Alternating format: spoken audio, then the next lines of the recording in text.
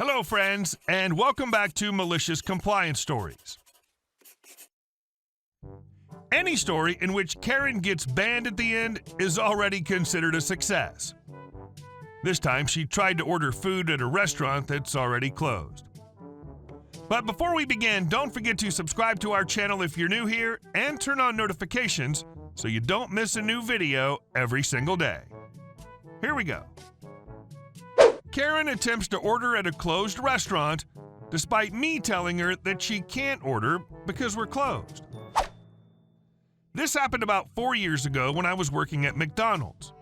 Now, this one is a 24/7 McDonald's, but due to management at the time, we had to do a deep clean, so we closed at 8 and we gave considerable notice as there were signs everywhere letting people know. Then there's the blind driver who went past all 7 signs, not noticing a single one. I'm on headset for drive-thru. The cast: me, yours truly; Karen equals entitled mother; M equals manager. Me: here's the beep that someone's at the order station. Hello, welcome to McDonald's. Unfortunately, we're closed at this Karen: I'd like a fish finger Happy Meal and a large quarter-pounder meal with a Diet Coke, please. Me: I'm sorry, ma'am, we can't provide any service at the moment because we've just closed for maintenance and deep cleaning tonight. Karen: well, what do you mean? This is an all-day, all-night McDonald's. Me: yes, we are. However, this was the business manager's decision, ma'am. I cannot provide any service at this time. I'm posted here to let customers know that we're closed in case they miss the signs outside. Karen: I don't like your tone. I'd like to see your manager. Me: of course, ma'am. 1 minute, please. I go to the manager and explain the situation up to when she asked for him. He takes the headset, and I grab a spare. M: hello, this is manager for tonight. What seems to be the issue? Karen: I'd like to order, please. M: ma'am, my crew member explained we're closed at the moment for maintenance and deep cleaning.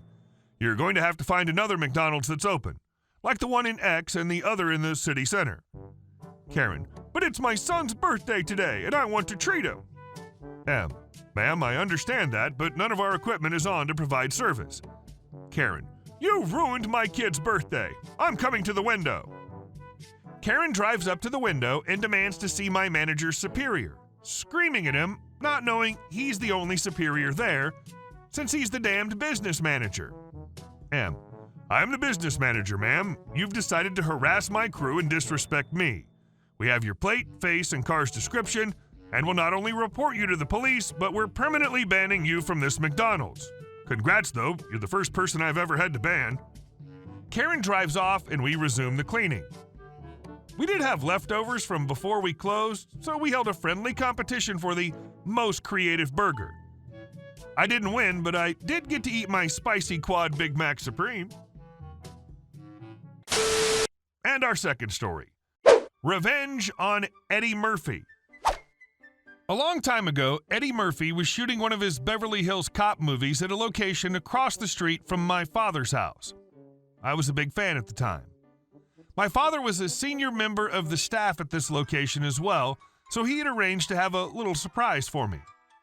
As this was a busy city location, the movie studios would have to rent space for their trailers and parking lots, like where my dad worked, and put a few in people's driveways and yards. Our house had a very long driveway with a rear parking area which fit about 6 trailers. Our neighbor had a short driveway which fit 1 trailer but then opened up onto our lawn. There were no other nearby homes with long driveways for at least a few blocks. They were all much smaller properties. Anyway, Mr. Murphy's trailer just happened to be on our neighbor's driveway opening onto our front yard. Cool. I got to see him come and go a few times and was allowed on set. It was very cool watching them film, and I even noticed a stunt double not wearing a watch when Mr. Murphy was. I mentioned it to the staff, and they actually reshot a scene because of it. I was ecstatic to have helped. And yes, the scene made it into the final movie. Anyway, my dad suggested I go knock on Mr. Murphy's door and invite him and his entourage to use our pool and hot tub. At the time, I was in 7th grade, so I was just a kid, but I was thrilled to meet a movie star and maybe have him as a guest at our house. I knocked, and he answered his door, and after I offered, he told me to F off and slammed the door in my face. Yeah, I was pretty much destroyed and went crying back to my dad. My dad was slightly less than impressed, and the next day at work, he told the movie company what happened and that they could no longer park their trailers on the business grounds. They also could no longer use our driveway, and he asked my neighbors to do the same, and they did. They had to stop shooting for a few days to move everything. As I recall, the nearest location they found to fit all the trailers was about 2 miles away. And our next story. Make sure your list is complete. This happened a couple of years ago at the restaurant where I worked at the time. I've always been a very hard worker, going above and beyond the call of duty, as it were. The customers always talked about how great I am at my job. The big boss liked how much I pitched in for extra tasks. Most of my coworkers liked that I would do the weird tasks that never seemed to get done otherwise. I would do these in random downtime throughout the day. No reservations for the first half hour of service today? I'll spend 30 minutes restocking, reorganizing shelves, taking those random things to storage, etc. Everyone was happy with this, except TT. TT was convinced that I not only hated her, but that I was personally out to get her fired for it. While I didn't particularly care for her personally, she mostly did her job, so I really couldn't be bothered to give her a second thought.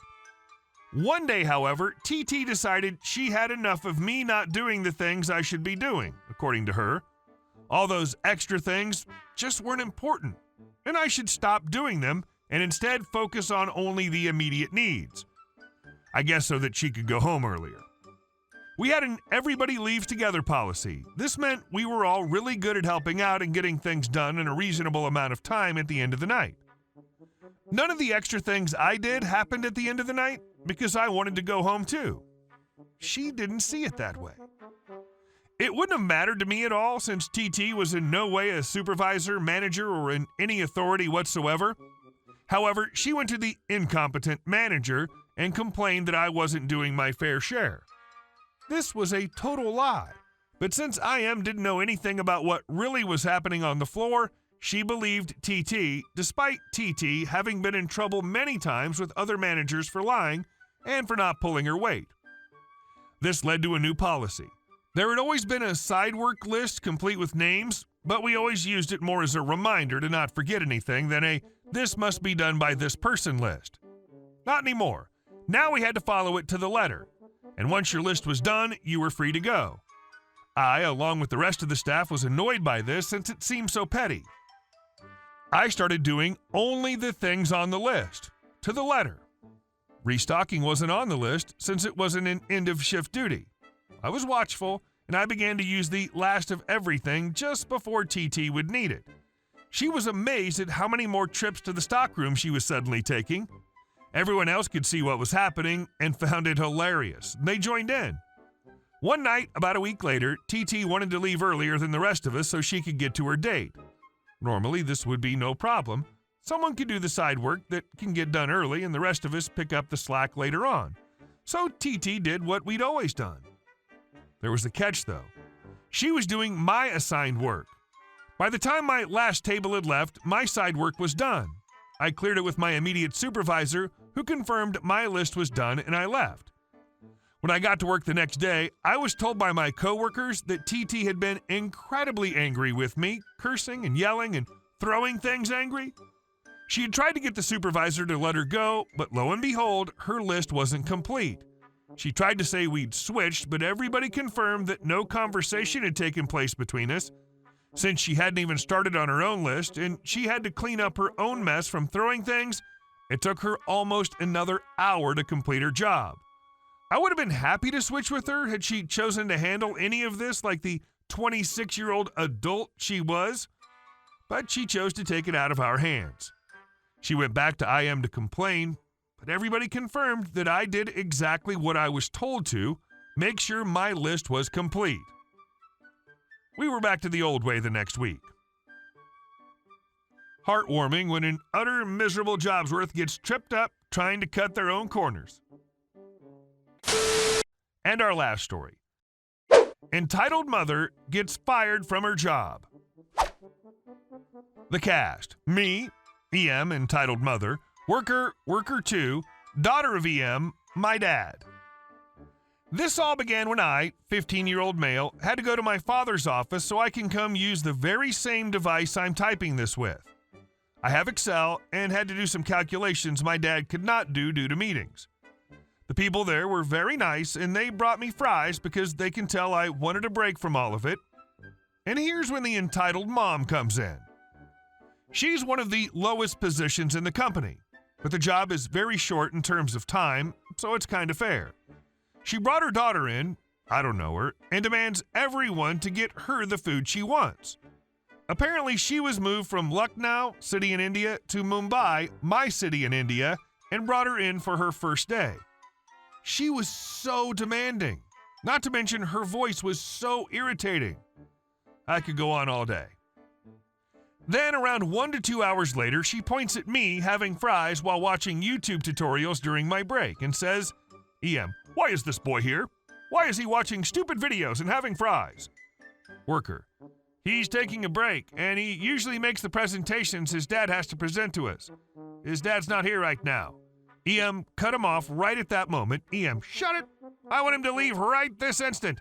I was the manager here 2 years ago, and I want him gone." Me, "Very funny, lady.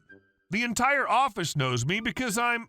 EM is cutting everyone off. EM, "I don't care if everyone knows you. Get out right now." I started to call my dad and go to his office where he usually stays. EM was barking at me, demanding me to open the door. He answered, "Dad, hey OP, what's going on?" Me, "Hey Dad, there's this woman who claims to be the boss of the company at this location 2 years ago. I want you to speak to her right now and tell her and her daughter to get out." Dad agreed. I opened the door to see the EM screaming at me. I shoved the phone in front of her face, and Dad said the following. "Dad, hi there. I've been the boss of this company since 2016. I heard you wanted to make a complaint about my son?" EM, "Yes, I do. He's very annoying and is bullying my daughter." This was on speaker mode, and we heard her daughter cry. Daughter, Mommy, they wouldn't give me the fries, but they're giving it to him." EM, Such rude office. I will sue you if you don't stop harassing me and my children." Me, "We do not know you, lady. You have no right to sue us considering you're treating others as your slaves. I get the fries because I come here a lot." EM just stormed out in rage at that point, but not before she tried to steal my laptop. EM, "You clearly do not need it. My daughter does." I'm very strong, so I hold on. Worker 2 is in touch with the founder of the company, and according to him, she was fired hours after it. Hey guys, thank you all for watching the video. I'll see you in the next one.